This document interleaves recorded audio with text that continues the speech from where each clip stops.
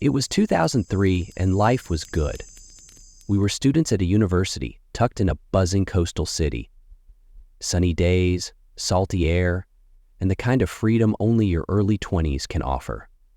There were 7 of us, all tight as brothers, bound by late-night diner runs, bonfires on the beach, and long motorcycle rides that felt like they could go on forever. We had our first real friendships, our first heartbreaks. I was head over heels for my first girlfriend, and everything felt like it was just beginning. Weekends meant loud music, cold beer, and the comfort of knowing your people had your back. We weren't worried about bills, jobs, or anything beyond the next laugh.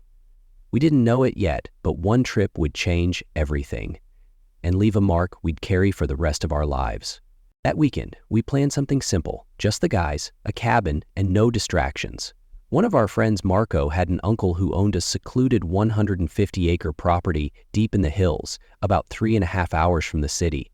No livestock, no neighbors, just thick forest, a still lake, and a rustic wooden cabin that sat like a ghost among the trees.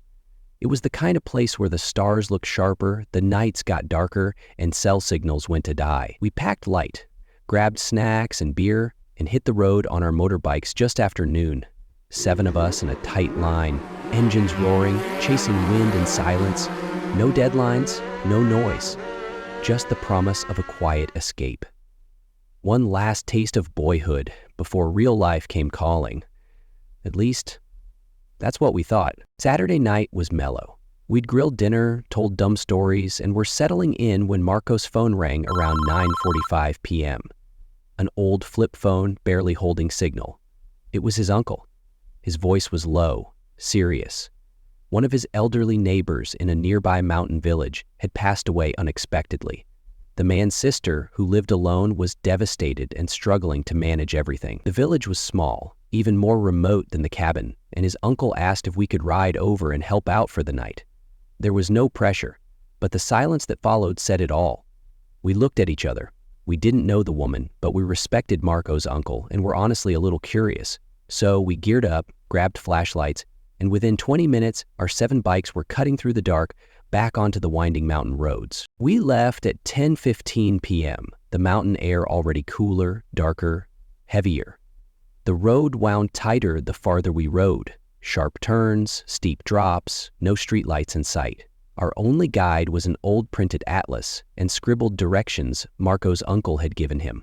No GPS, no signal, just ink and instinct. The deeper we went, the more the world shrank around us.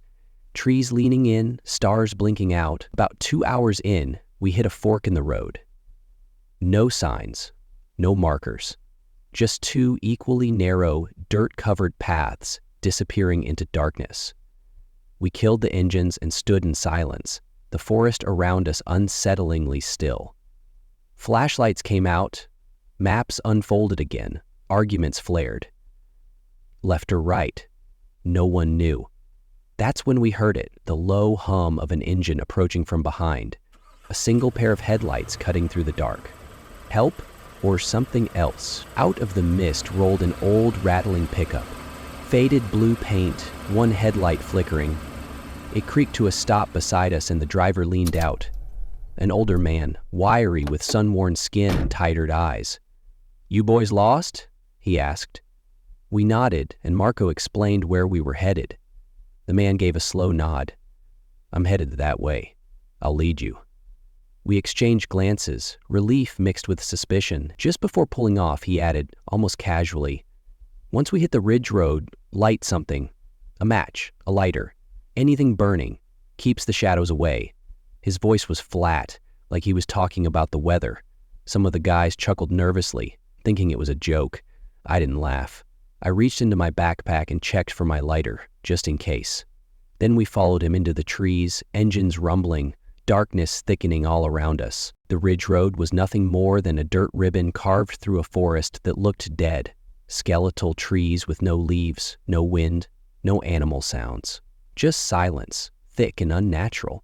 The old man's truck led the way, and as we entered the woods, he cracked his window and lit a cigarette.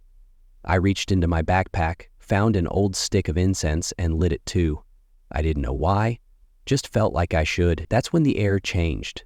A sudden cold, sharp and biting, crept into my jacket. Then came the whispers, soft, feminine, curling through the trees like smoke. We all slowed down, eyes darting. Then it hit. One long guttural laugh, echoing overhead. Not human, not right. My heart dropped. Everyone heard it. No one spoke. We bunched up, headlights close, and rode like hell until the forest finally let us go. We reached the village around 1 a.m., the forest finally spitting us out onto a gravel road that led to a modest cottage at the edge of town.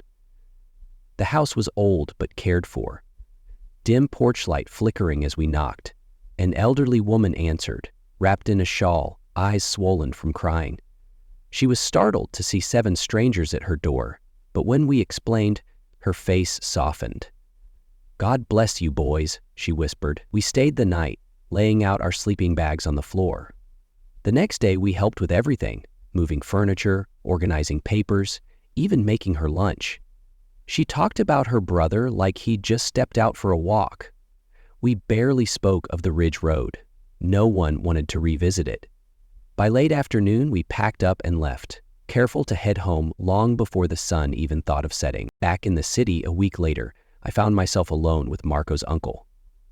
Curiosity got the better of me, and I asked him, half joking, what he meant about keeping the shadows away.